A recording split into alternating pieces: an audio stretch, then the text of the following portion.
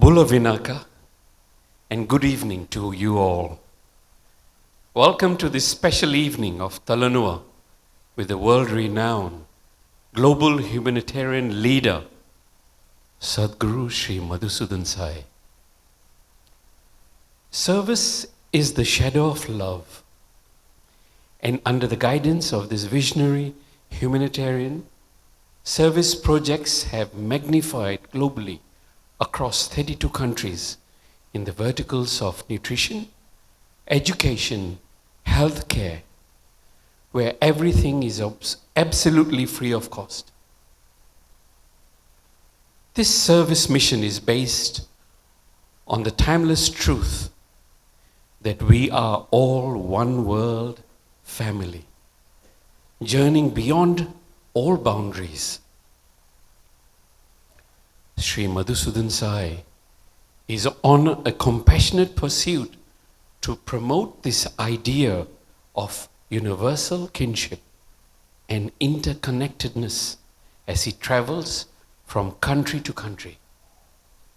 As we commence the proceedings for this evening, let us watch a short video about Sri Madhusudan Sai Global Humanitarian Mission. Can we play the video, please? One world, one family. An ancient ethos that ensures happy and harmonious living is the mission statement of the young humanitarian and visionary Sri Madhusudan Sai, who walks the footsteps of his master, Sri Sathya Sai Baba, the 21st century spiritual master and philanthropist. Christened as the Sri Madhusudan Sai Global Humanitarian Mission, several institutions of public service have been established in just the last 12 years, touching and transforming the lives of millions of individuals across 32 countries, with its epicenter at Sathya Sai Grama in the village of Muddinahalli, close to the city of Bangalore in India. Drawing its inspiration from Sri Sathya Sai Baba's message of love all, serve all, this mission aligns with the promise of the 2030 UN Agenda for Sustainable Development, leaving no one behind. Its charitable trust, the Prashanti Balamandira Trust, PBT, which is in consultative status with the Economic and Social Council, ECO-SOC, since June 2023, has been officially registered on the National Stock Exchange's Social Stock Exchange as a social entity not-for-profit organization. Nutrition, education, and healthcare are fundamental rights of every human being and every child, and it is the collective responsibility of the society to ensure that these basic needs are made accessible and available for all without any discrimination and absolutely free of cost, believes Sri Madhusudan Sai. Thus, it all began. Let no child go to school hungry ever is the motto of the Annapurna Morning Nutrition Program, which started in the year 2012. Today, healthy morning nutrition in the form of cooked breakfast or through the Sai Sure multi-nutrient supplement is served to 9 million school-going children across 25 states and 4 union territories in India and 5 countries overseas. 678 million nutritious morning meals have been served as on date by this India's largest morning nutrition program. Feed the World is yet another global nutrition movement that has served about 5 million meals to needy homeless individuals in over 15 countries. In the field of education, this mission has established about 28 educational campuses in India and 2 campuses overseas to bestow values-based education completely free of cost to about 4,500 children from the rural strata of society, from grade 6 right up till doctoral studies. The Sri Sathya Sai University for Human Excellence, which is the higher educational wing, has established India's first free private rural medical college, Sri Madhusudan Sai Institute of Medical Sciences and Research, on the 25th March 2023, and it was inaugurated by the Honorable Prime Minister of India, Sri Narendra Modi.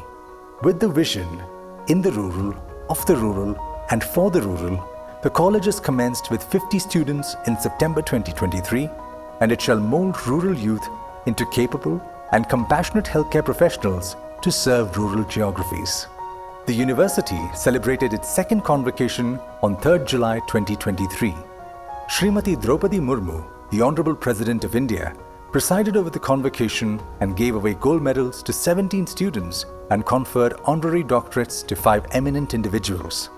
About 50% of these students are first-generation graduates, and about 66% hail from families that are below the poverty line. Each One Educate One is an initiative of the alumni of Sri Sathya Sai educational institutions with an objective to pay it forward by inspiring collective participation from like-minded individuals and corporates to support the educational and other residential needs of rural underprivileged children and youths studying in the Sri Sathya Sai Lokaseva Gurukulam group of institutions from grade 6 to 12, and further to cover even their higher education and medical education. A skill development center that will provide an alternative educational path for rural youths and open opportunities for them to learn new skills and other vocational courses has been initiated. The center will offer a 2-year certificate course with 1-year internship to train students in areas like plumbing, piping, electrical work, etc. Employment opportunity after completion of the courses will also be taken care of. People Shores, an impact sourcing organization in the US, offers livelihood programs that upskill youth from rural and marginalized communities and mainstreams them with opportunities to earn a dignified livelihood. This helps break generational cycles of poverty. Currently, there are 6 centers at Clarksdale in Mississippi, Brooklyn and Bronx in New York, Pine Bluff in Arkansas, Atlanta in Georgia, and Tampa in Florida. On the healthcare vertical, over 30,000 pediatric heart surgeries and cath interventions have been done since inception in 2012 through 5 super specialty heart care hospitals in India, the Sri Sathya Sai Sanjeevani Centers for Child Heart Care at Chhattisgarh, Haryana, Maharashtra, Telangana, and Karnataka, and 2 such hospitals in Fiji and Sri Lanka.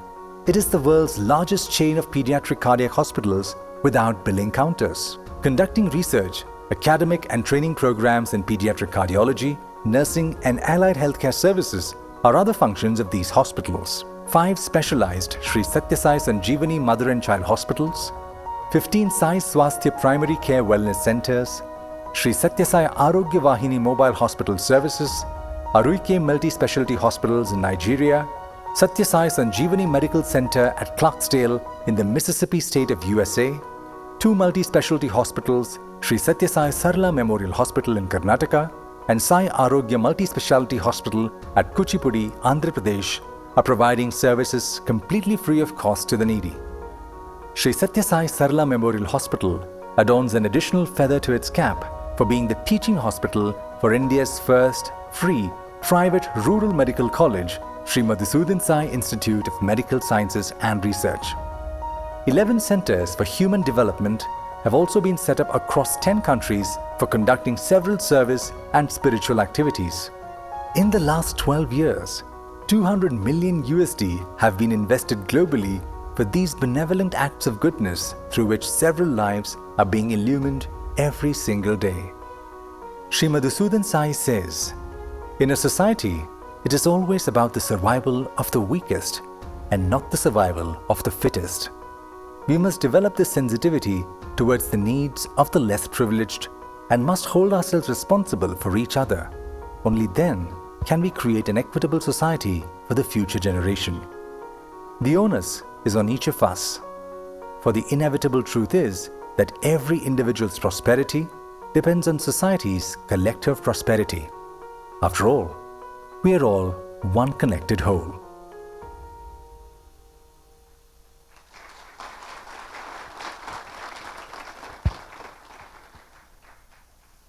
And now I would like to introduce our host for tonight, Dr. Krupali Tappoo. Dr. Krupali Tappoo is an Australian qualified specialist in general practitioner, has vast experience in the Australian health system. She worked with Queensland Health and New South Wales Health and in various hospitals in Sydney from 2008 till 2016. Dr. Krupali completed her fellowship in general practice and is a fellow of the Royal Australian College of General Practitioners. She has also completed her diploma in child health from the Sydney Children's Hospital She's also a fellow of the Fiji College of General Practitioners. In 2016, she relocated to Fiji, her country of birth, with the sole purpose of giving back to her country as a passionate and caring doctor, as well as serving the poor, needy people of Fiji through her philanthropic work. She currently serves as the medical coordinator and member of the executive committee for the Sai Prema Foundation. In April 2022, she was appointed as the director of Sri Sathya Sai Sanjeevani Children's Hospital, South Pacific's first state-of-the-art pediatric cardiac super specialty hospital, a hospital which offers all surgeries and treatment completely free of charge. Dr. Krupali is one of the most sought out medical professionals in Fiji, runs her own practice, and is a UN panel physician and immigration panel physician for USA, Australia, and New Zealand. Dr. Krupali is also a writer and has published medical-based articles in various publications since 2019. Is also an assistant professor in the family medicine with the Fiji National University. Dr. Krupali was the Fiji Sun's Person of the Year in 2019. In 2022, she received the Women in Business Social Entrepreneur of the Year, awarded for her philanthropic work. In August 2023, Dr. Krupali received an award from Fiji College of General Practitioners for her outstanding service to the community. In September 2023, she was honored with the International Excellence Award at the House of Commons, British Parliament, for her philanthropic work with Sanjeevani Children's Hospital, Fiji. Lastly, she's also a mother to two beautiful daughters, Saisha and Meera. Dr. Krupali.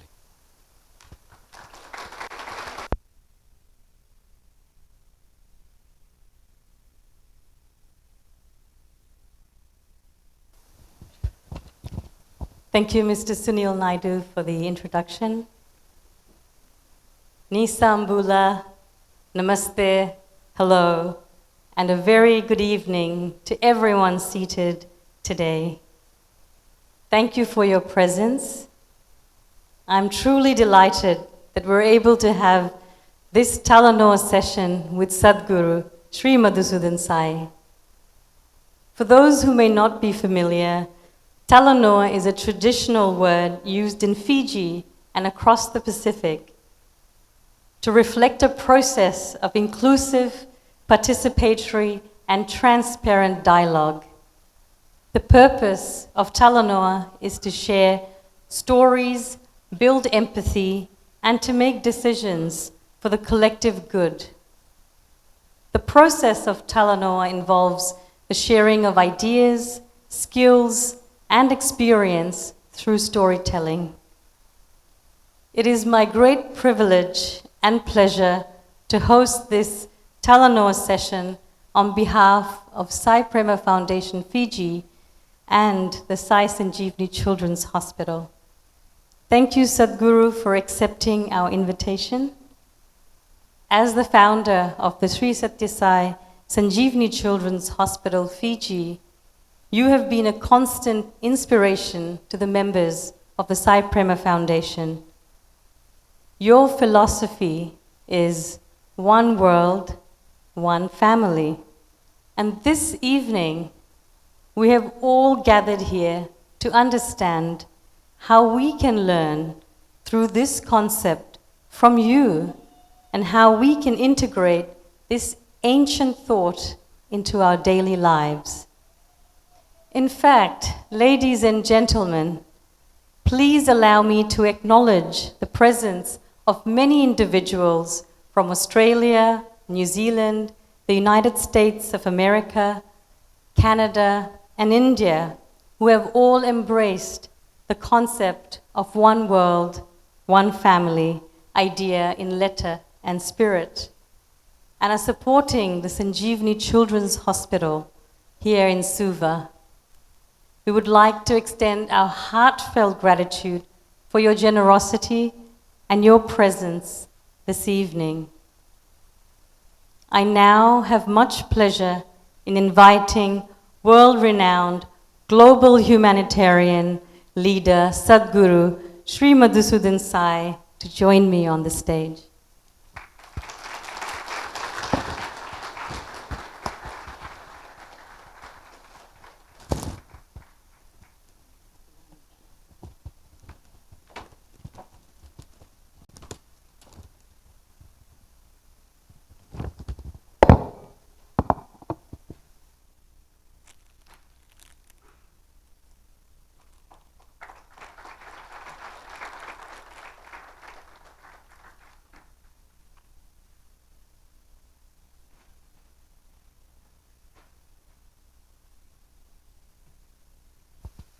Sadhguru, firstly, welcome to Fiji.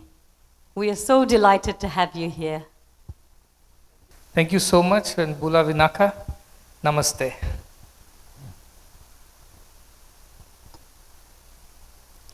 So you have been traveling all over the world for the past few months, but it seems that Fiji has a special place in your heart. I believe this is your 8th trip to Fiji. What is it about Fiji that attracts you?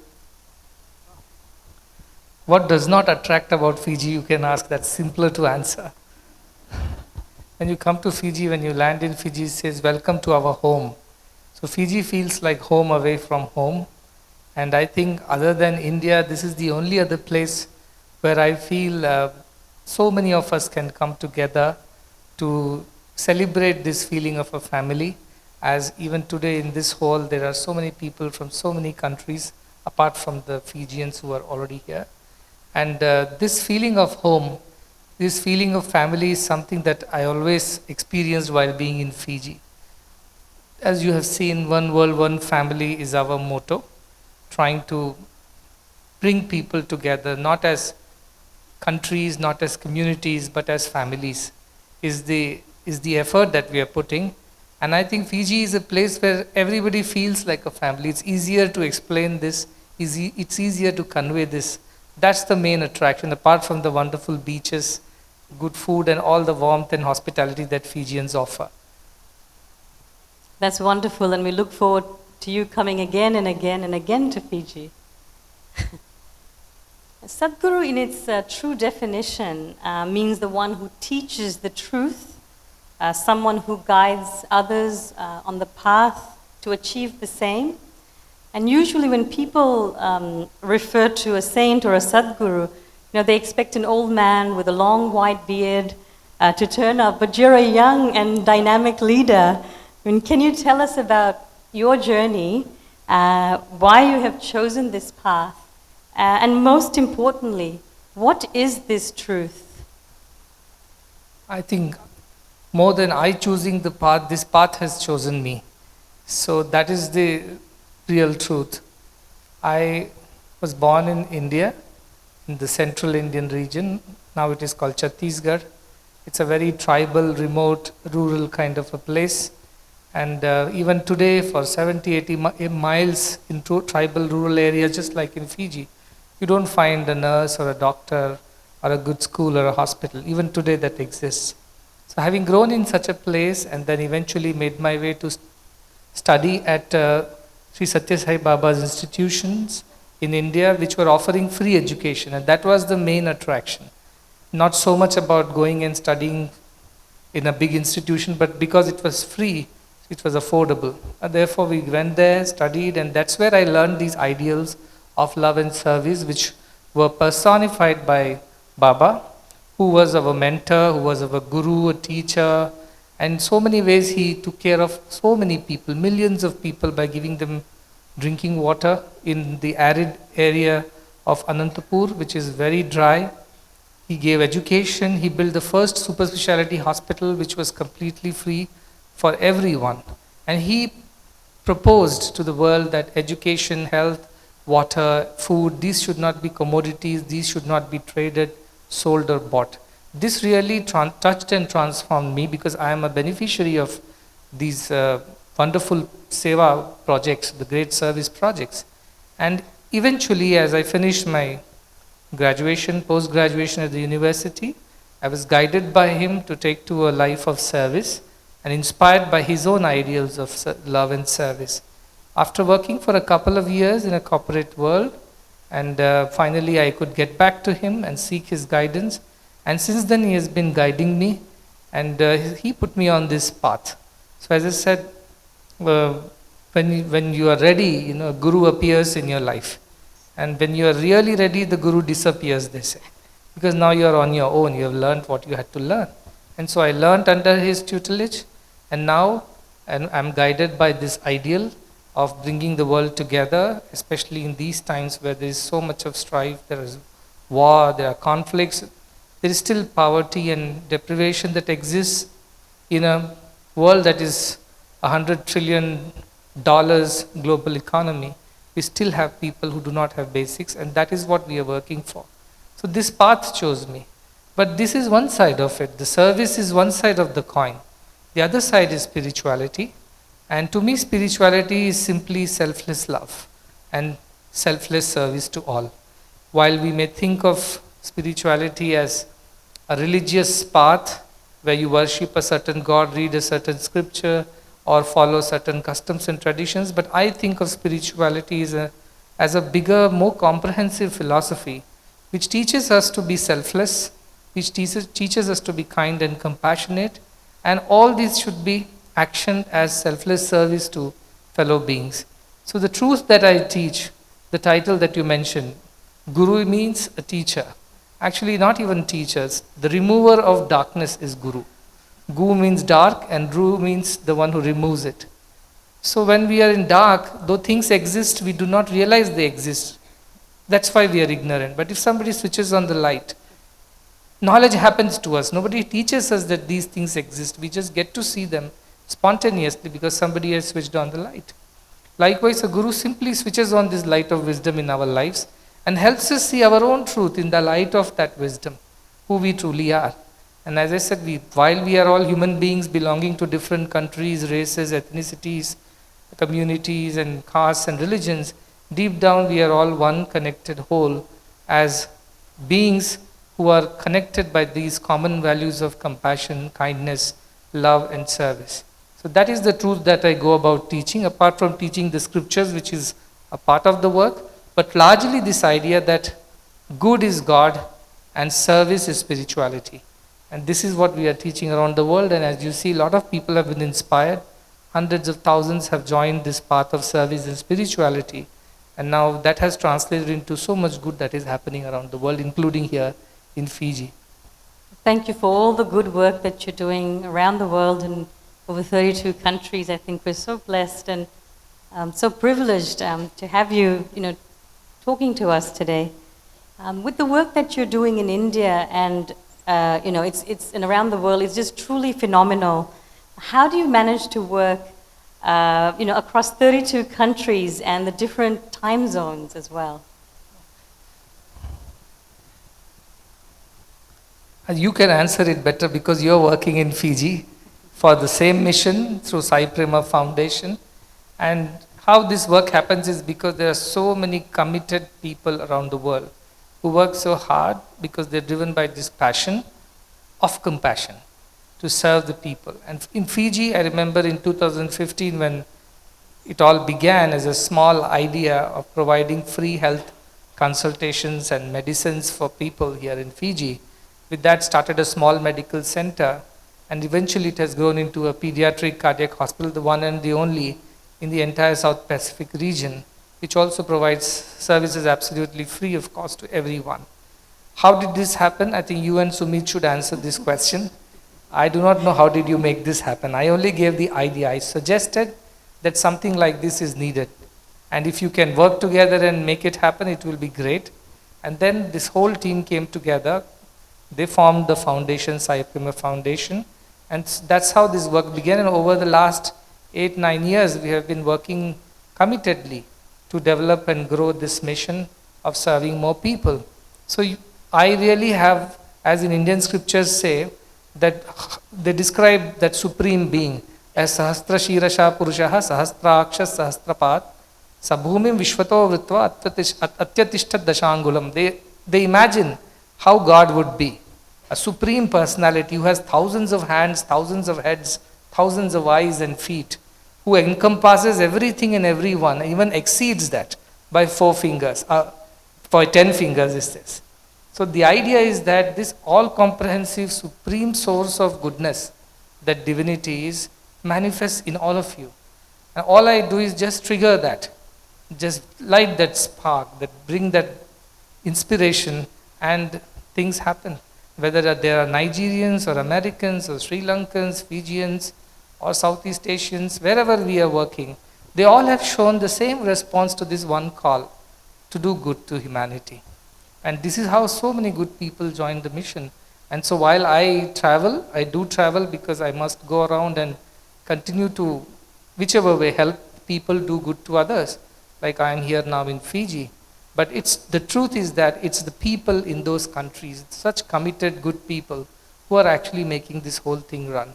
So I'm actually grateful to them for making this vision turn into reality by their hard work, their sacrifice, and their compassion, their commitment.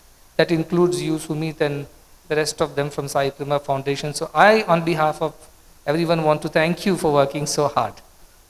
Thank you. That's very kind words. And I think for me personally, and I know I can speak for many of the members of the foundation, it's really been a life-changing journey. And I think we've all found real purpose in life.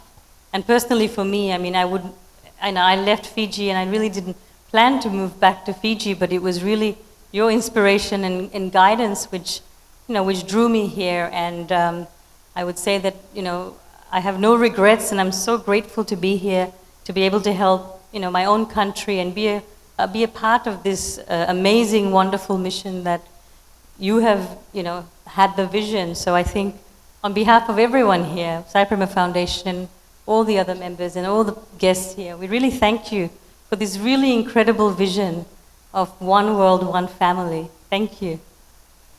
Just with regards to the hospital, we know that the Sanjeevani Children's Hospital, it's transforming the landscape here in Fiji and also slowly in the Pacific Islands. And a lot of times people can't believe that the services are all free.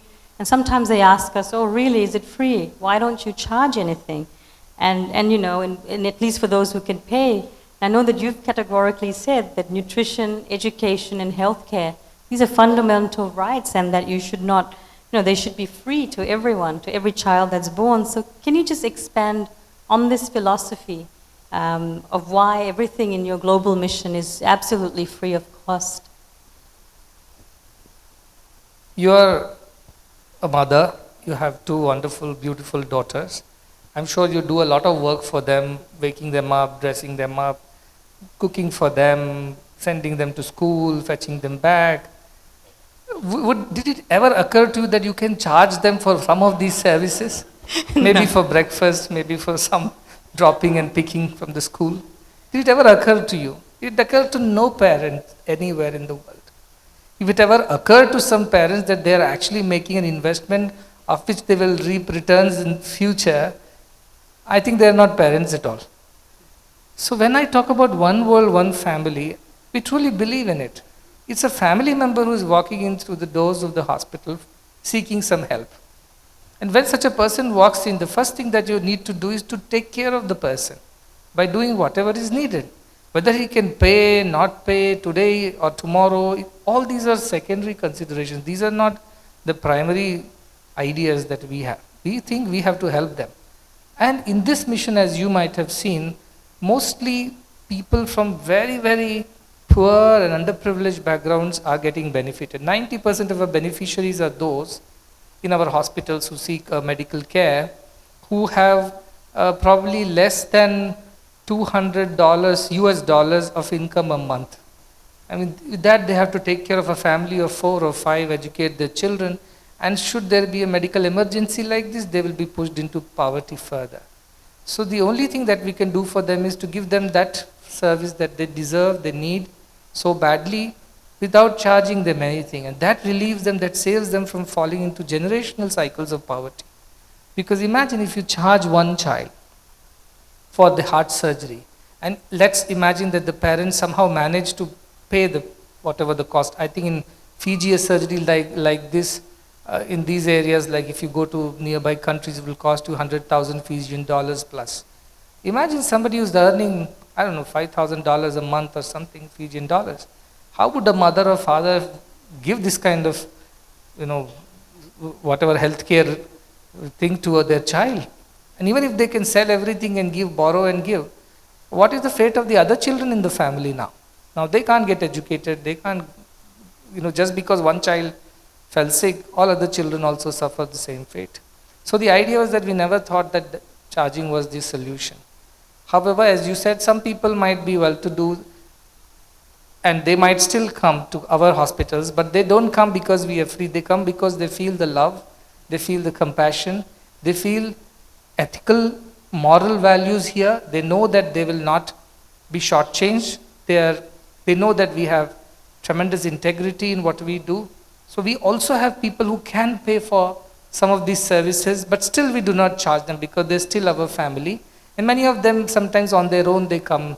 Even here, I remember last year, one of the mothers of the child who was operated, she came back next year for the follow-up check on her daughter's health and left behind some donation for the foundation. I'm not saying the donation was a huge amount and it could take care of many things, but it created a sense of gratitude in that mother and a sense of gratitude in this child. Imagine a society where everybody feels so entitled to everything just by being a citizen or whatever. In this society, we are creating this sense of gratitude, even in those who can afford to pay. And that gratitude is a great virtue because that alone can propel human societies into better societies. Otherwise, we'll become very selfish and self-centered societies.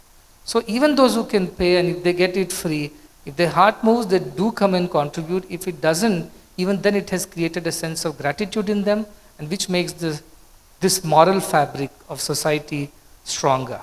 And we live in better country, better communities, better societies, and that is something that is getting created on the sidelines of such a work. So there is no reason for me to charge for whichever way you decide. In fact, one of the parents of a... Thank you.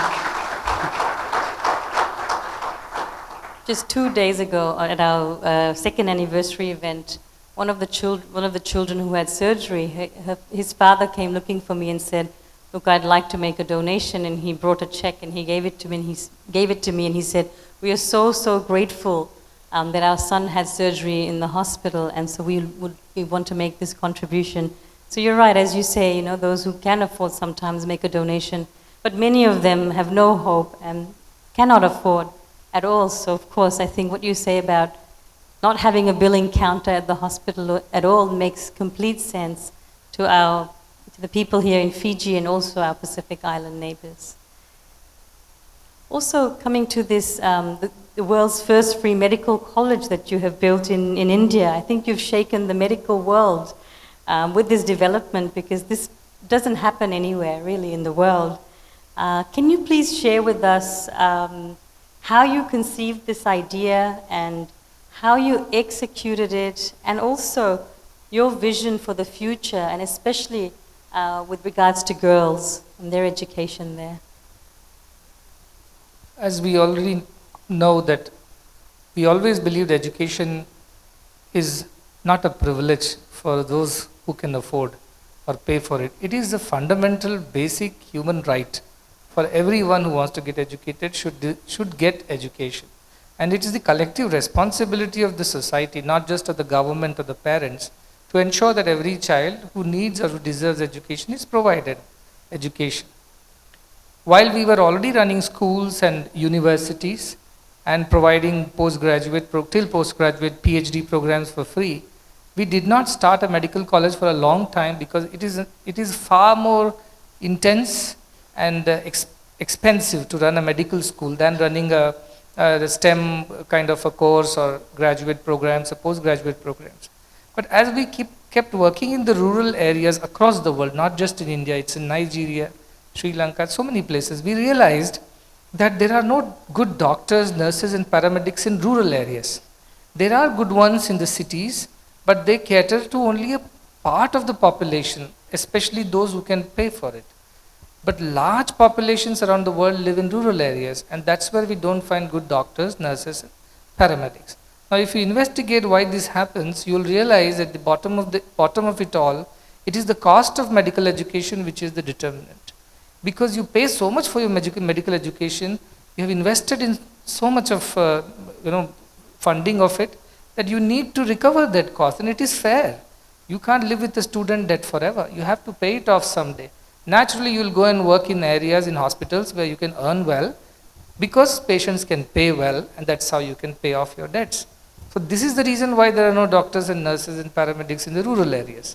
But they also deserve equally the same quality of medical care.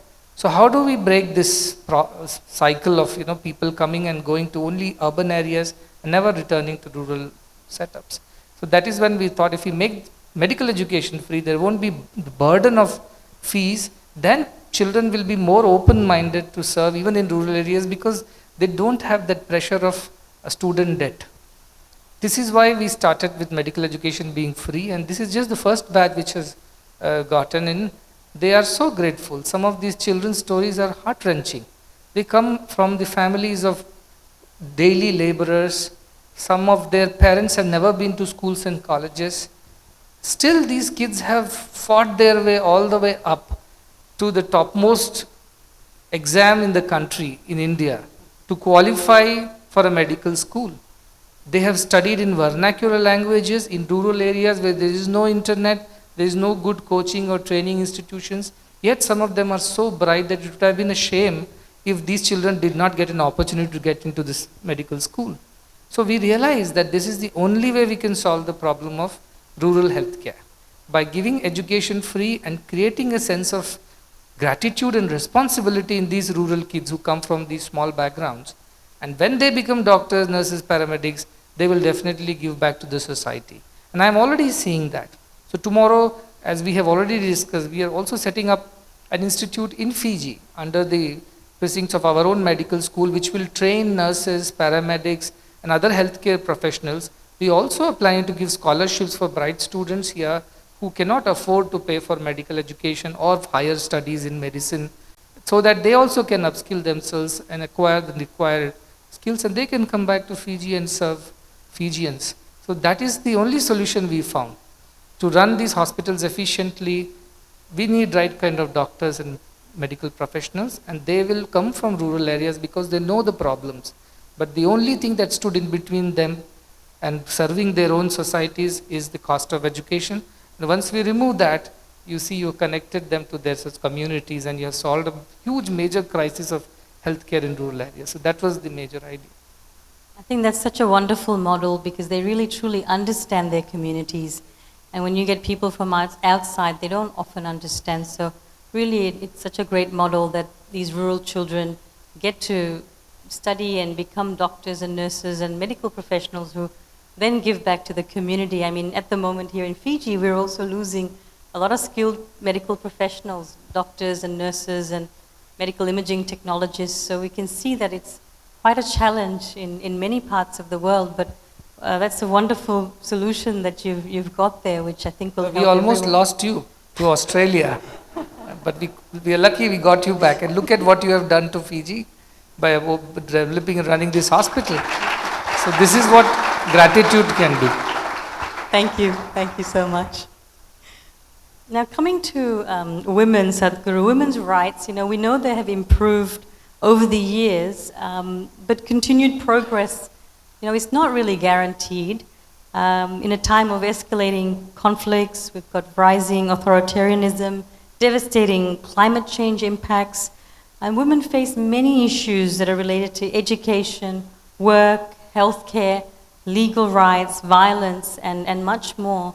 And for centuries, society has undervalued the work that women perform. Also, we know that gender-based violence, it's on the rise, and the risk increases during conflicts, natural disasters, and other emergencies that we're seeing in the world at the moment. We also know that when it comes to gender equality, society cannot achieve gender equality until there's equal political representation. So what do you feel needs to happen to change this landscape for women and girls, and I think many women and girls who are sitting may have the same question that I have. Yes, it's unfortunate, but the fact of the matter is that this world is unfair to women. And it has been so for several centuries.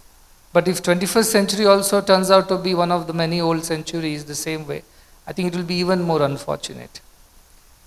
Women constitute of almost half the world's population, whereas their representation in workforce or whichever political leadership or at managerial roles is not even 10%, which goes to show that they are not being educated or trained well enough, one, to rub shoulders with men of same education, two, this societal stigma about women getting equal rights as men in most of these traditional societies still exists.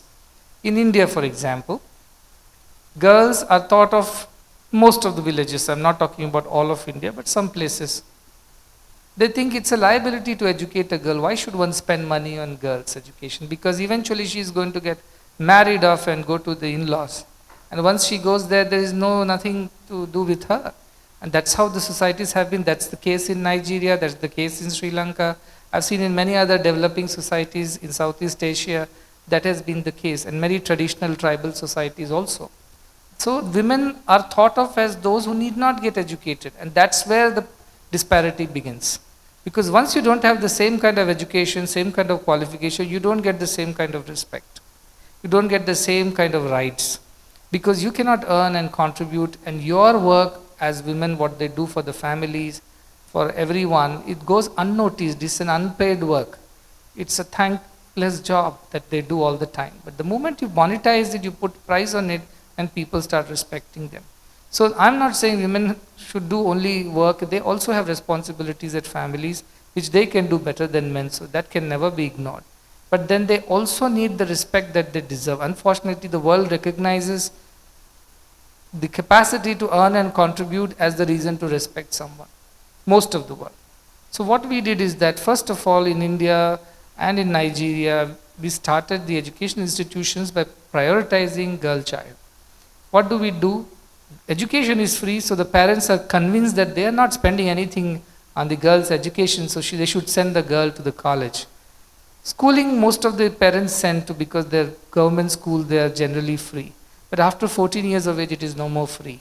That's when boys still continue to go while girls drop out. And as they attain maturity, they are married off early, so that the risk of keeping the girl, especially in difficult societies like Africa, where girls' security itself is a big concern for the parents. So they want to get them married off and kind of transfer the liability to the husbands and the in-laws. But if the girl is not educated enough and something happens in the family of the in-laws, let's say husband passes away, like in COVID times, many of these people lost their husbands. Now the girl has nowhere to go. She won't be accepted by the in-laws, nor she will be taken back by the parents. That's when her education comes to her rescue. So we convinced a lot of parents by sitting across and talking to them, saying higher education is free. Let her study graduate programs or postgraduate programs, because you are not paying for it. On top of that, in our university, we started paying a stipend to the parents to ensure that they don't withdraw the girl child. We thought, anyway we are spending on educating them, why not pay a little extra, and that money goes to the parents as kind of a saving. And I convinced them that if they take this money, they can save it for her wedding, marriage expenses. They don't have to borrow from anyone. So that appealed to them. And once they finish graduation, they go to post-graduation. Now the parents are restless. Oh, she's already 24, 25, we must take her back. Then I tell them, you know what, stipend is going to double from next year. And you can save all that as your retirement money. So even while your girl goes away, she has done better than your boy by leaving behind a corpus for your retirement. So a lot of parents got excited and they allowed the girls to continue. So now I have pushed the marriage age of girls from 16, 17 years average to 26, 27 years, by which time they're mature, they're educated, they're confident. And they will make good mothers, good wives, and good professionals wherever they go. So this is the investment that society needs to make in the girl child, and I'm sure if even girls get to participate in the mainstream society, in the economies of the country, GDPs will grow, per capita incomes will grow, families will become more prosperous. At the same time, I also remind girls of the higher responsibility that they have, because they alone can hold the family together. Men are very, very poor at that. So women have a special talent, ability, God-given gift to raise children, to instill values, to hold the family together, to create a cultured society, and they shouldn't forget that responsibility. So while they educate themselves, become professionals, let them not forget the other side of responsibility, which is also extremely important. So I'm sure that these girls who are getting educated with the right value system, they will shoulder both the responsibilities at home and in the society. Thank you. Thank you for such an amazing response. I was wondering what you were going to say there. We also teach them Taekwondo and Kung Fu, by the way, just in case they land up with a bad husband. I think that's a wonderful idea. And Sadhguru, connecting with the previous question, we know that the world is filled with so much of chaos, and it seems that humanity is plunging into darkness. At various levels, on one hand, we have rise in non-communicable diseases around the world. On the other, we have a huge issue with the use of drugs in the world. And then there's things like juvenile crimes, climate change, mental health issues, and many other issues. Now, what is your advice to people? How can each one of us make a difference and make the world a better place to live in? And what is the one thing that we all need to remember at all times? I read a quotation somewhere that we have not inherited this world from our ancestors, but we have borrowed it from our children. If that philosophy guides us, we will always try to leave a better world behind than what we received from our forefathers. And that effort is a collective effort. While at individual level we must make some changes, whether it's lifestyle changes, our consumption habits, our habits of whatever expenditure and things like that. But more importantly, as a collective consciousness of the society, we must grow into a more responsible and sensitive society. But to me, all these problems can be solved if human societies can become a little less greedy. And this goes all the way back to our ancient scriptures, and I always borrow from our Upanishads.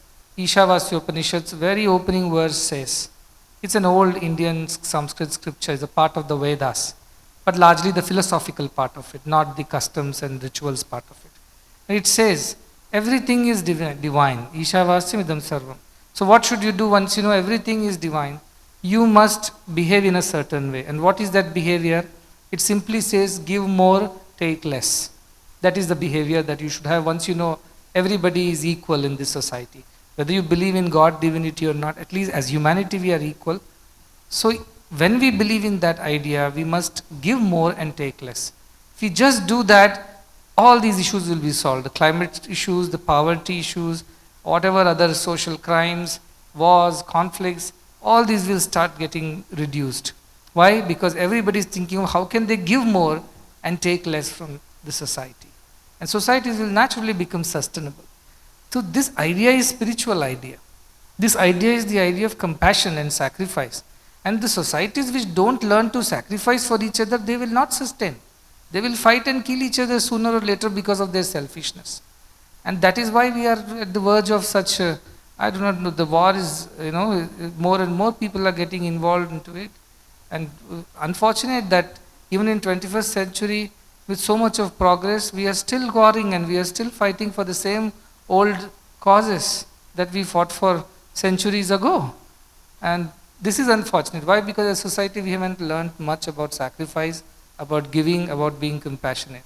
So our idea is, this is where I'm coming back again to one world, one family, and its relevance in the modern times. Just because you're at this end of the boat and the whole is at the other end of the boat, especially as Fijians you should know, you are going to sink any which ways, sooner or later. The problem exists in Middle East or exists in Africa or exists far away in Asia, it doesn't matter, the whole world will sink sooner or later because of that. And this understanding is one world, one family.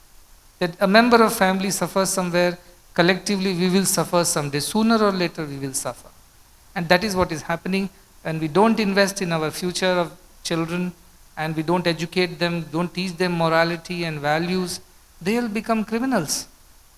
I have seen, I'm just giving, I don't want to quote the name of the country, but when I was there, the police commissioner who met us, he told, in the last 25 years, he has seen more jails opening and less schools opening.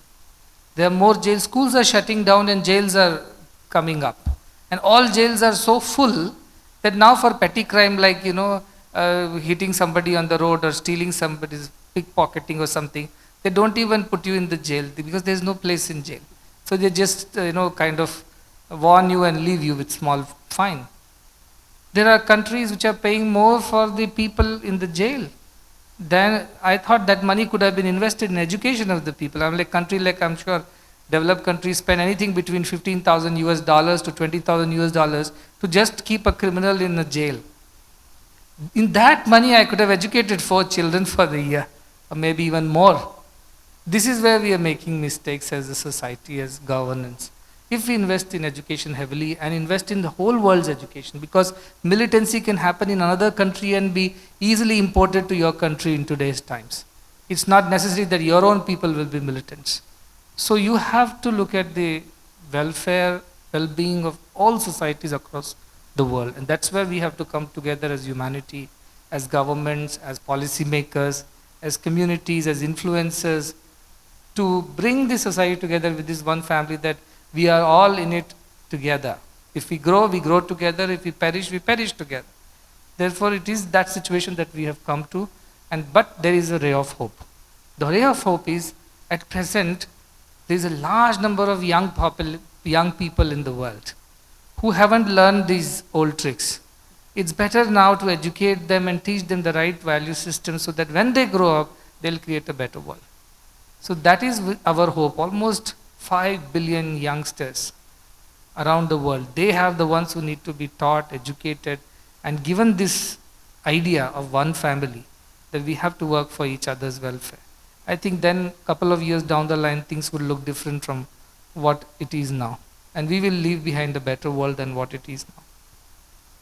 So in talking about human values that you mentioned, but as we operate in our day-to-day lives, practicing these values of unconditional love, forgiveness, being non-judgmental, sometimes it becomes a bit hard. And how can we embrace everyone as our own, whether we're at work or at school or at home?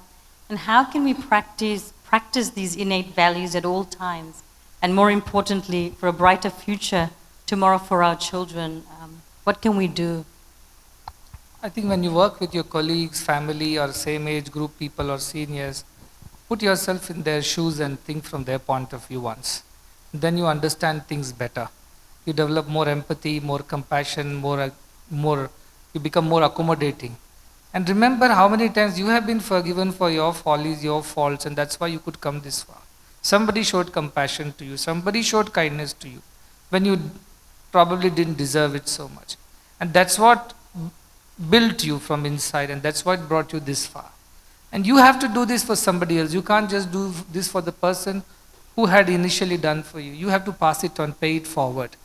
When we keep doing that, we create more good individuals who are more inspired, they inspire more people, and kind of, a cascading effect, it spreads to the whole society. So remember how many times you were the recipient of the compassion and kindness, forgiveness of others. Now it's your turn to pay it forward and do the same to those whom you come across. And for the children, the only way we can educate them is by practicing what we want them to learn. By preaching, they are not going to learn. They are very clever. They are more clever than what we think they are.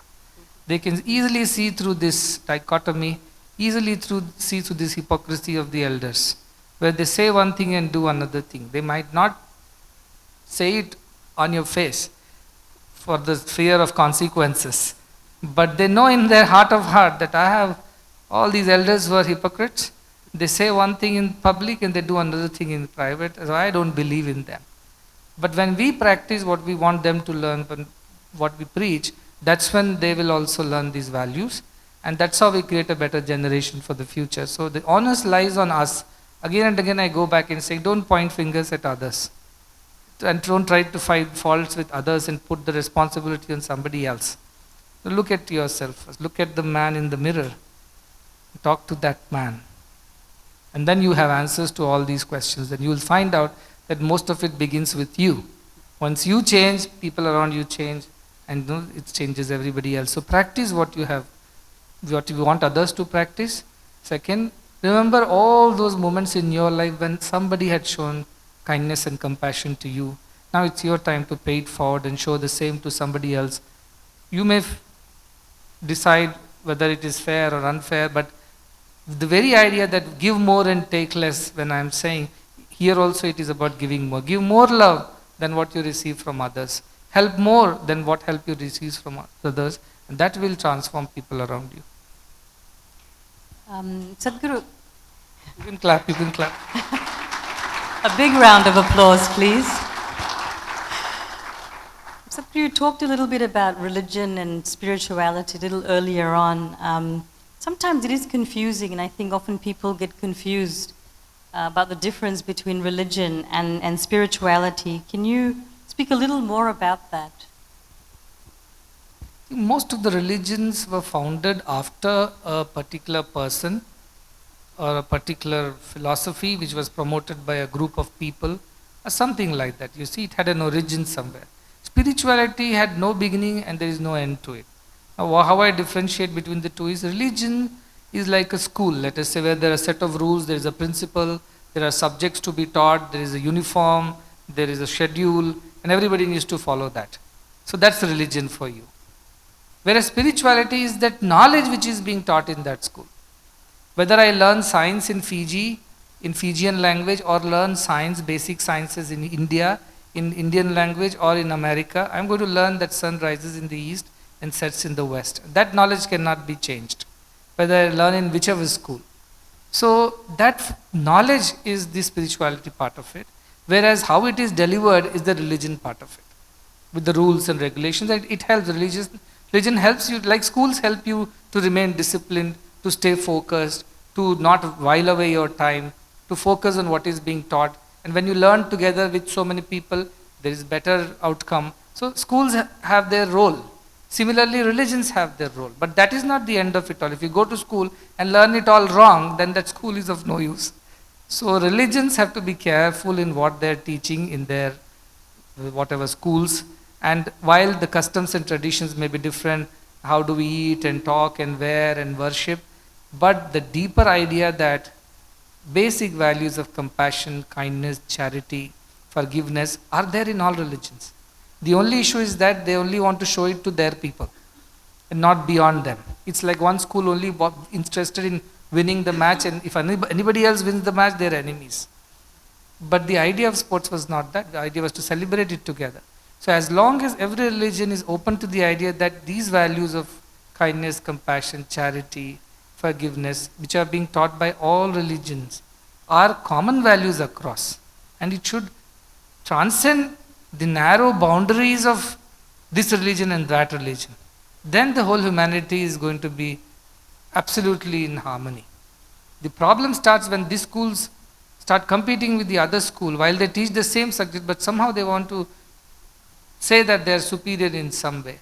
And their school is the only school that will help you graduate and become a good educated person. That's where things start going wrong. Knowledge is same. The knowledge part of it was what spirituality is about.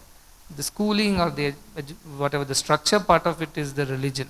So as long as you're learning, many people do homeschooling, right? The parents teach them at home. They also learn the same knowledge without going to a school. So spirituality is independent of religion, but religion is not independent of spirituality. If a religion becomes independent of spirituality, means doesn't care about the spiritual oneness and the basis, then that religion is of no use to anybody. It only will create conflict. So idea is, that is the idea. I call spirituality simply a selfless love. Develop selfless love and you're a spiritual person. And that has given solace to so many youngsters who hated going to temples and following rituals and were always resisting their parents when parents insisted that they should go to this whatever Sunday church or go. It is good. But when I said, see, without this also you can be spiritual as long as you show kindness and compassion and treat everybody with respect and all. They were thrilled. They said, oh, so we can be spiritual but not necessarily go to these rituals. I said, Not necessarily, but tell me how many days you will stay spiritual on your own. On Monday, yes, when you wake up inspired. Tuesday, you forget everything, become selfish. Religion helps you to be reminded every day that you have to be selfless, you have to be kind, you have to be compassionate. That is where religion is helpful, as long as it is teaching these values. Thank you. I think that helps clarify and simplify the meaning. Sadhguru, we know across the world, we're seeing unprecedented levels of mental health issues and challenges from childhood to the very old, with huge costs to families, communities, and economies. And what advice can you give to people when it comes to looking after our mental health, and what is a possible solution? And also, is there a connect between practicing our values and our mental health? I think all problems that are mental are born out of unhappiness. When you are not happy doing what you are doing, or seeing what you are seeing, or hearing what you are hearing, you become disturbed, restless, and that eventually grows into a mental health issue. So happiness is the only solution to mental health. What makes you happy, truly happy? If you do that every day, day after day, you will never face a problem of mental health. In fact, not even physical health. Because you're always energized, you're always enthusiastic. But when we end up doing things other than what we really love to do, that's when all the problems start. For example, I'll give you have kids. You feed them forcefully something that they don't like to eat. They will develop stomach pain. They will come back saying, today my stomach is hurting. Because they've been forced to eat something, and that has created some sense of response from them which is out of pressure. They're not happy, and that's it. Give them something they like. They'll eat, they'll finish the whole food without being told. Why? Because they're happy doing so. Sarvam parvasham dukkham sarvam atmavasham sukham, says our Manusmriti, which says, anything that you do out of your own will, you become happy. When you do it out of force, you become unhappy. So when you do it from source, you will be happy, and you will never have physical health also issues. It won't happen. Mental health, forget, that will never happen. Most of the world is right now leading an artificial life, a life which is not what they are supposed to be leading. And why is it so? Because in the whole world, success has been equated with money. If you do anything in life and if you don't make money, you are not successful. If you are not successful, you are not respected. You are good for nothing. This is what is causing all the mental health trauma in the world right now. Because they are doing something other than what their heart says, what they are born to do. The word you used, purpose. When you are doing your purpose in this world, you are always happy and you are always energized. You are never tired. You are never bored. You don't feel effort and burden. That's when you never face mental health issues. But you look at the countries that are facing mental health issues mostly, you will definitely find a pattern there. There is a pattern. And these are those highly ambitious, developed countries which are pushing their people to do things which they don't like doing just because it gets you more money at the end. That's the only reason people develop mental health. And in the process, you have created worse societies, and where sooner or later the person is going to collapse. And that is when things go. So that is why I say, like, an artist wants to be an artist, he needs to be an artist. He can't be anything else. If you push him to do anything else, he might do it for the sake of doing it, but he won't be a happy person. When he's not happy, how can his family or people around him be happy? He's always grumpy, crying, grudging and complaining and angry. How can people around him, everybody will get that mental health issue. This is how it spreads. But when you are happy doing what you're doing, you will create happiness around you. And that is how you create better health for everyone.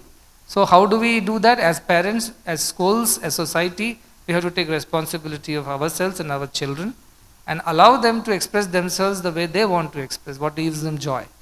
They don't pressurize them into straitjacket formula of, do this, study this, and then you make this kind of money. And once you are old, retired, you can do what you want, painting, singing, dancing and all that. That never happens, you see.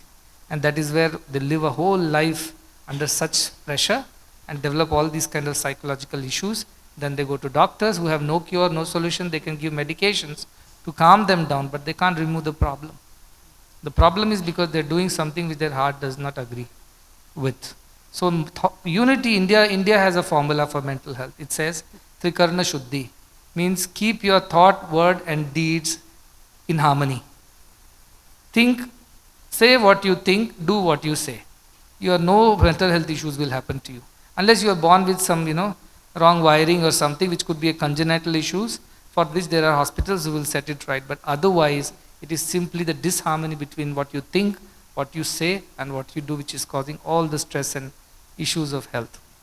Oh, I agree with you, because as a medical professional, I see a lot of young people and older people as well who are suffering and struggling, and of course, you can prescribe some medication, some counseling, but ultimately there are things that they themselves have to do for themselves.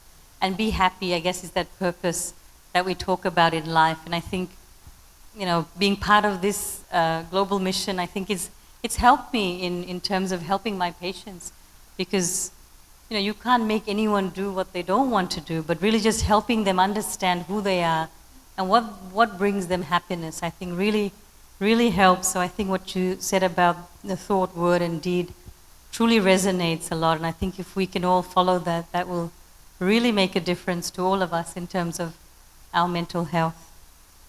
Just another question, Sadguru, with philanthropy. It seems like a distant thought for many people in today's world. And despite knowing that when we leave this world, we're not going to take anything with us.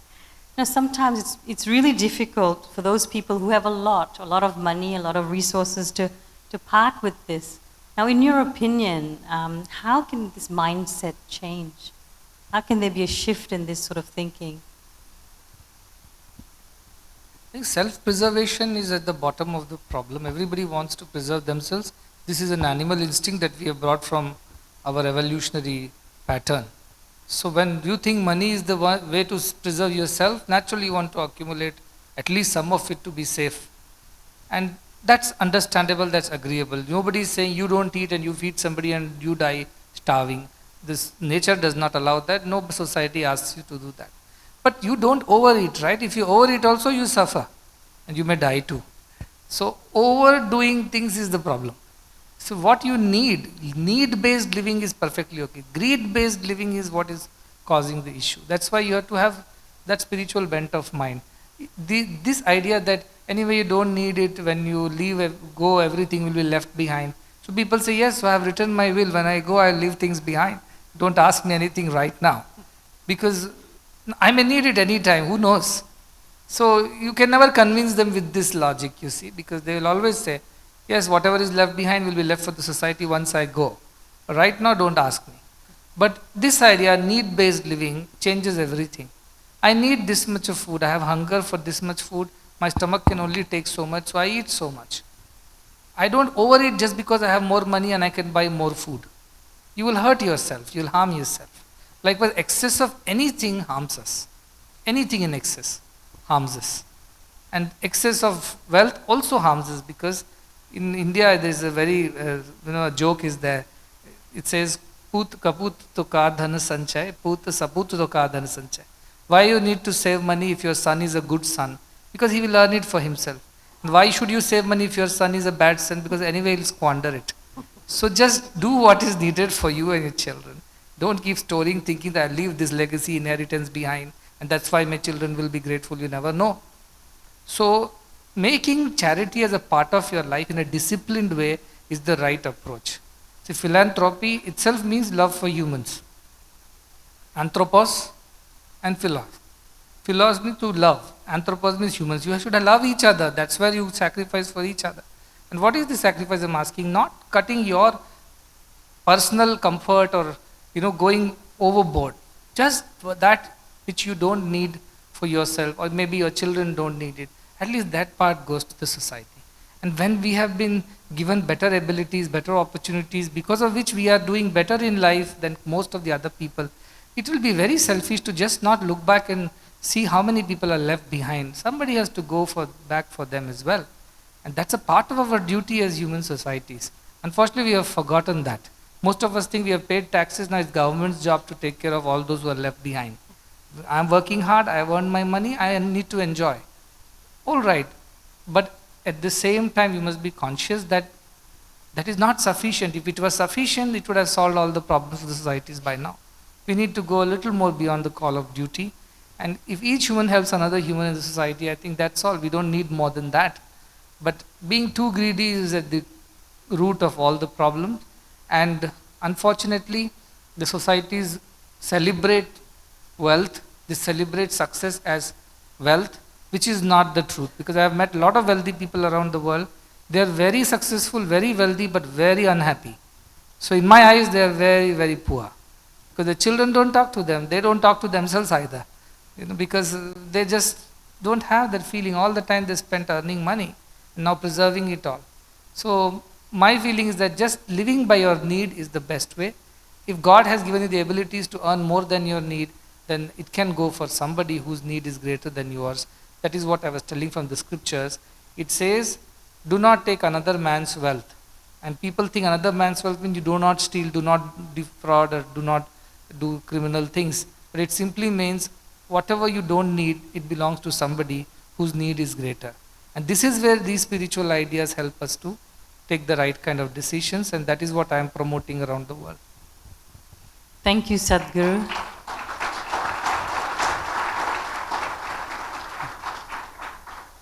This has been such an insightful evening, and I think it's nourished not just our minds but our souls as well. And now I'd like to invite those of you in the audience who have any questions for Sadguru. Please raise your hands and the mic will be brought to you.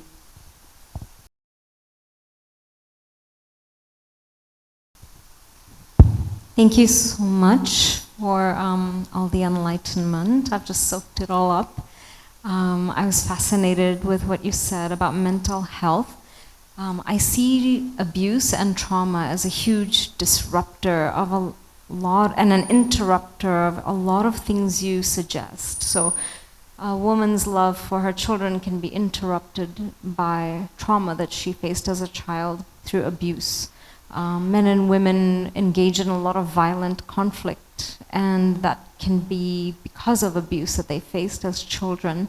And so my question is, how is your work addressing abuse-related trauma, which can interrupt so many of the motivations to do what you're suggesting, such as give more, take less, and let's all be together as one family, because there's so much insecurity, fear, and other emotions, and then other coping mechanisms like addiction and violence that emanate from abuse and trauma. Thank you. It's a very valid question.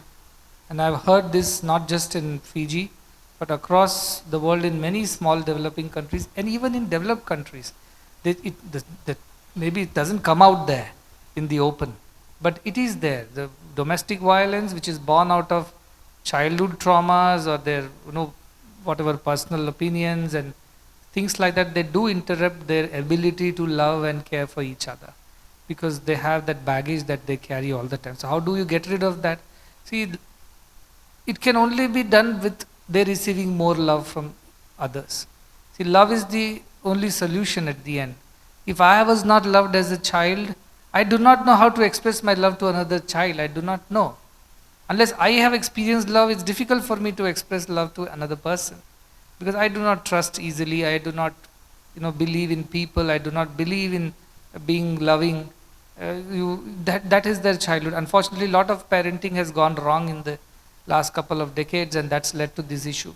So who can compensate for that? I understand the first thing is to save the victims who are innocent victims. The children are not supposed to receive this just because they're born in a family of parents who had childhood abuse or whatever. So schools have to step in. Teachers have to double up as secondary parents for the kids. Anyway, the longest waking hours children spend at schools. So teachers' role become very, very important at that point of when children are going through violence and abuse at home because of their parents, whatever issues that they are going through. So as schools, we see a lot of kids coming from such families, where the mothers come and say, we just want him to be in the school because he has an abusive father, or he has an alcoholic father, or something like that. Even sometimes mothers are not taking care of the children because they have some trauma. So a lot of neighbors or somebody, well-wishers, relatives bring those children to our schools, where we give them a lot of love to compensate for all that they have lost. So these are social protection systems that the society needs to build for those children who have fallen through the cracks. Now, what to do with the elders who are behaving in such a way? They need lot of love, but they are incapable of even receiving that love. They have closed themselves to the idea of being loved, because that they have resigned to this fate that this is how their lives are going to be. At that point of time, such spiritual organizations like us, service organizations, we go out into the communities, we invite them over, we build circles, I call it circle of love, and show them love, help them to kind of transcend that barrier that they have created for themselves, an imaginary barrier, and help them to experience that love. This is what we are doing. Now, John is here from Clarksdale in Mississippi, and that's where we saw so many of these children were traumatized in their childhood because of abusive parents. And abusive parents are abusive because their parents were such. And they were such because there was slavery, there was whatever and whatever in the African American communities. Now what can I do for them? So we started taking such children off the street, training them, giving them jobs. Jobs does not mean just income, it means dignity, it means self-respect, it means self-worth, and that leads to self-love. So once they have a job, they have a standing in the society, they can face everybody, their confidence levels go up. Now who has to do this for them? Governments, ideally supposed to do when governments have enough on their plates. So us as a society should find mechanisms to protect those and show love even to those who have not been loved. That is the only way we can solve the crisis. So a lot of us NGOs and such agencies that are very aware of this have to step in and fill the gap. That is the only way. There is no schools for the children, good schooling, good teaching, good people around, and for elders, NGOs and such social service organizations have to step in. That's where spirituality helps a lot. See, whatever abuse was always there. In fact, we are living in a world where there are less wars than what there were a couple of centuries. Earlier, you didn't even know you will return home when you went out of your doors, because there were crime, wars, there was looting and everything. But there was spirituality. Even today in Clarksdale, the people are the best when they are in their churches. They are really another people, another type. While they are on the roads and the bars, they are one kind. But the moment they are in church, they behave so well. And really with tears and emotions, and they feel the connect. That is why spirituality is important. Put spirituality back in people's lives, God back in people's lives, and all the trauma and abuse, they will find a greater purpose, greater love from God. And that will heal their wounds. Otherwise, society, organizations like us have to step in and do God's job.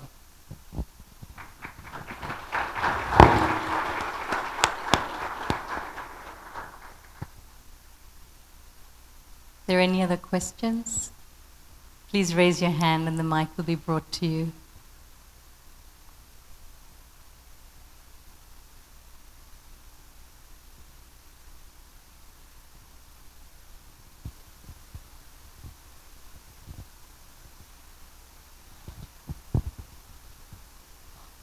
So, Swami, 2 years ago, I asked 4 words.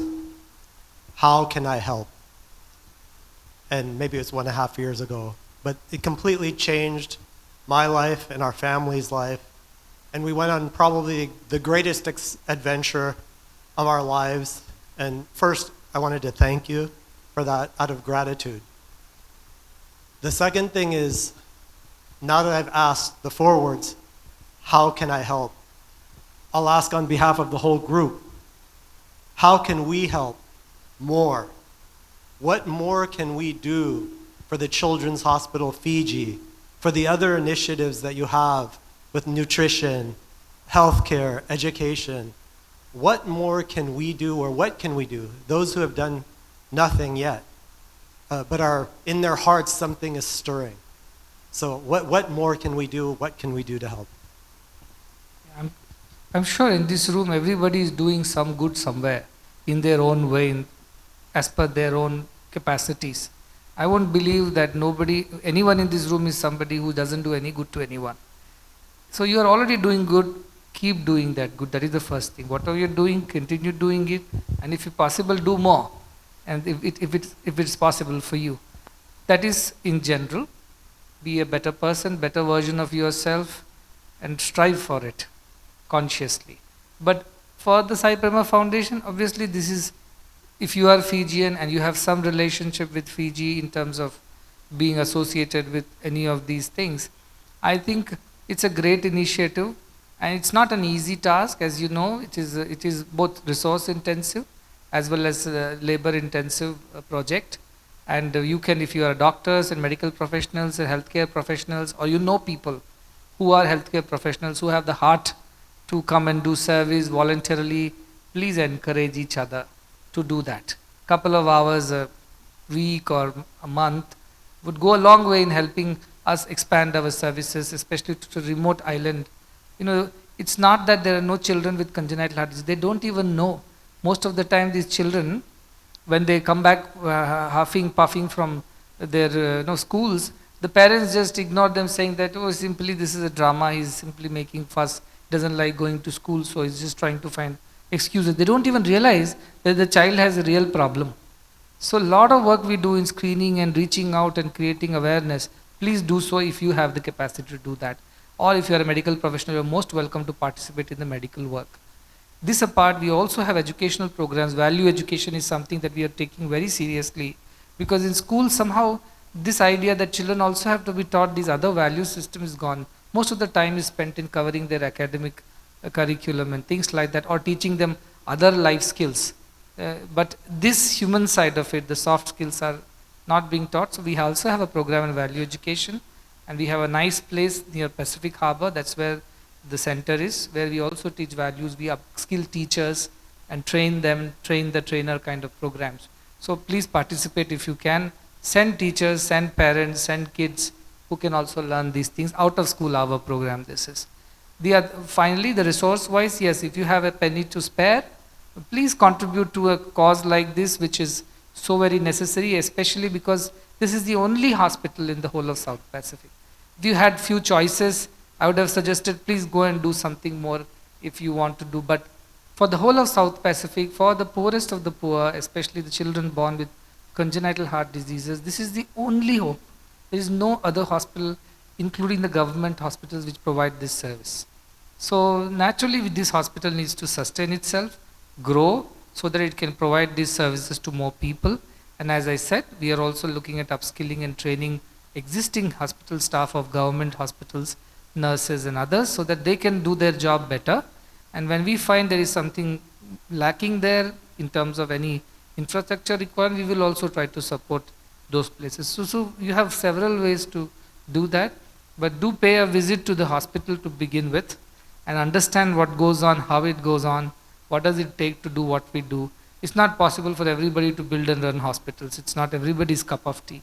But at least a few people have taken the initiative, taken the plunge, and a very, the commitment, just to highlight the commitment, over 20 million US dollars have been already invested in Fiji in building these centers, these hospitals, and providing the care. And this has all been done by people from around the world. Many of them are sitting in this room. They're from Australia, they're from New Zealand, they're from America, they're from India, Netherlands, Singapore, and some of them are here, some of them could not be here. But they all have contributed. When people from around the world are looking after a hospital in Fiji, for the children of Fiji, it's all the more necessary for Fijians and expats to participate and see to that this hospital runs sustainably forever. So that's another thing, spread awareness between your friends that such an initiative exists, and if at all they have the heart to give and support, they are more than welcome to be a part of this wonderful mission. Every time you save a child, you save a mother, a father, a family, you save the nation, you save the world, because you've added a grateful citizen to the world, and that gratitude can do wonders in times to come. So that is why it's important that we all participate.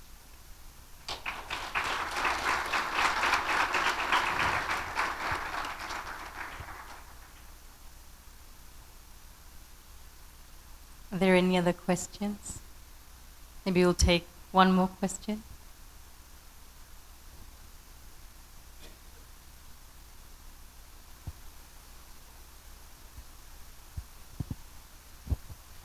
Thank you so much, Sadguru, for the enlightening words.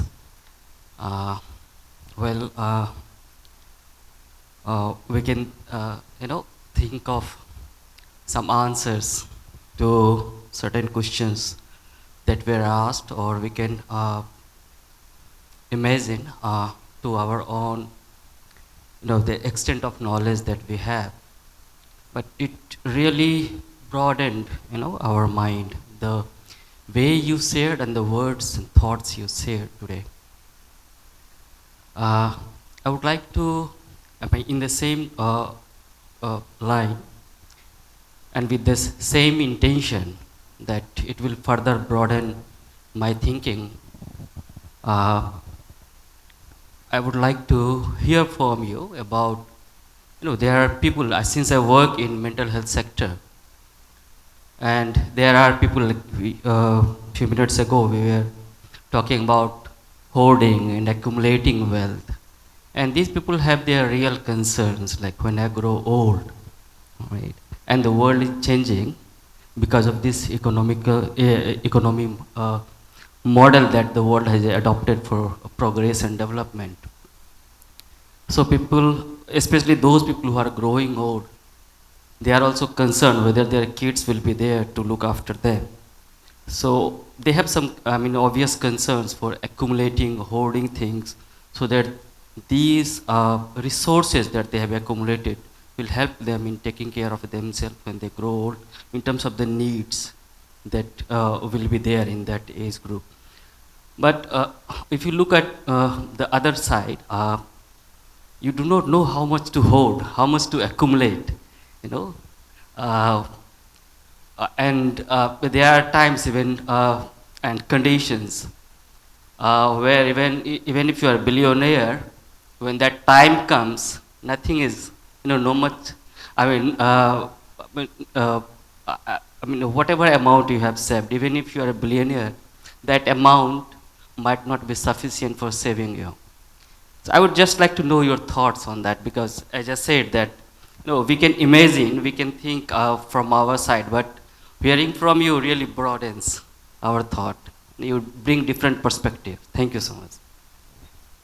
So his basic question is, how much is enough to ensure that you have a peaceful retirement and a peaceful departure?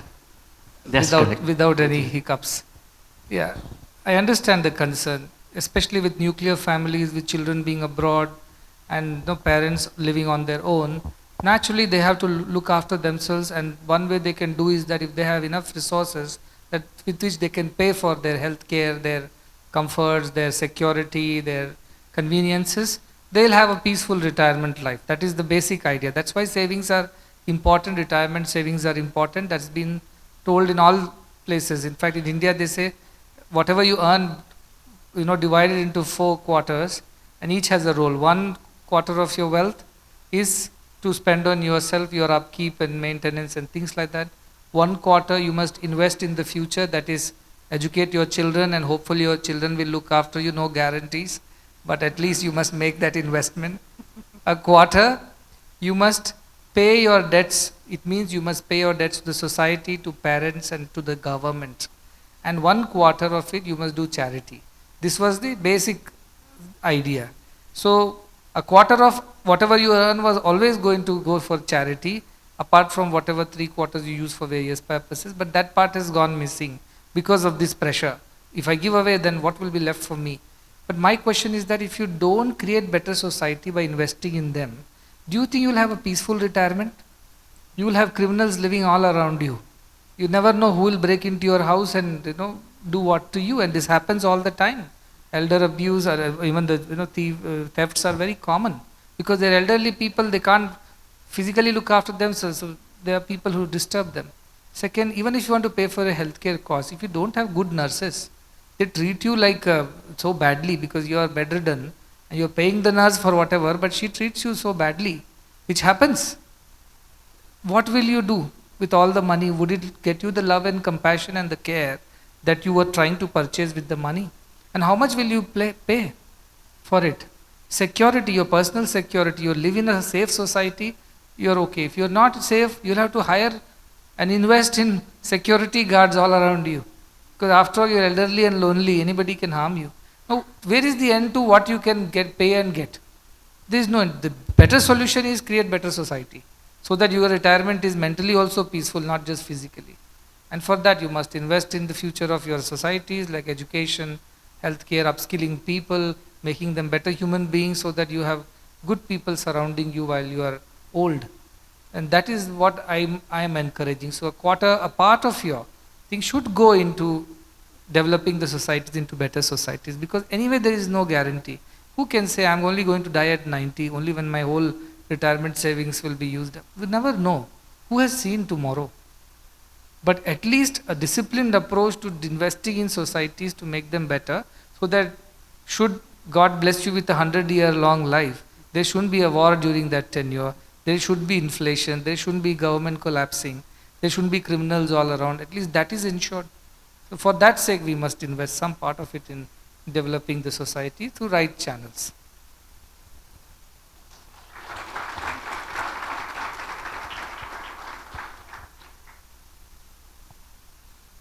One question. There's one question.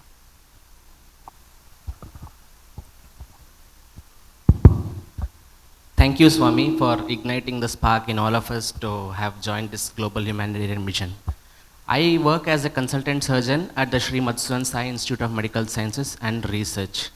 Like you said, more than 90% of the patients are the underserved sections of the society, and there are certain patients who come who are affordable.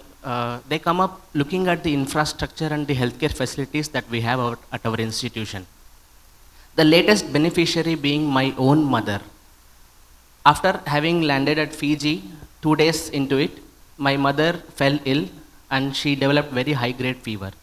So I told her to get admitted at our own hospital, at Sarala Memorial Hospital. She was taken care very well by the heads of the departments, even the medical superintendent and the director visited her. Nowhere else we can get such a kind of treatment. If we are able to admit our own kith and kin, our own parents, our own brothers and sisters, then we know that the healthcare delivery that we are delivering in our hospital is at par. With the state-of-the-art facilities that we have there and the healthcare experts and with the excellence that we have, I think the mission that you have set on, it's going on, Swami. Thank you very much for giving us this opportunity to be a part of this, and giving the opportunity for our postgraduate students to attend this. I just want to ask a question. How can we all deliver our own healthcare services personally and professionally well, as like how you would want it? You have answered. Think that the patient is your own mother and father. You will do the very best that you can. And think every patient is your own, that you will do the very best. That is the solution. One world, one family is the solution. So work hard, learn new skills, upgrade yourselves, because the one who does not learn today is uneducated tomorrow. So you have to continuously upgrade your skills, work hard, and treat everyone as your own kith and kin, so that you will treat them well, treat them with compassion and love. This is Dr. Harsha from our hospital, and we had a couple of postgraduate students from our medical school in India who came here to assist in this recent mission of pediatric heart surgeries. So he's speaking on their behalf. Thank you, sir. Not from our institution, no more questions. You can ask me back in India. Thank you. I think we'll conclude there. Thank you to the great audience, and thank you for asking all these wonderful questions. And to Sadguru, thank you once again. And we really hope that every time you come to Fiji, we can have some of these Talanoa sessions, because I think, these conversations can not just change a city or basically the society, but a whole nation and eventually the whole world. So thank you so much for all your time and for answering all my questions and the audience's questions. Yeah, thank you all of you for coming all the way, spending this evening with us, learning and understanding what we do. And I'm sure this will lead to something very beautiful in times to come. And I wish you all the very best. Mula Vinaka Akalevu.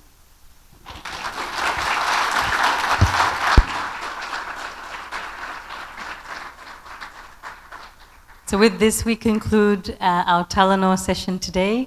There will be dinner served for everyone, so please do eat before you go home and have a wonderful rest of the evening. And thank you for your presence today.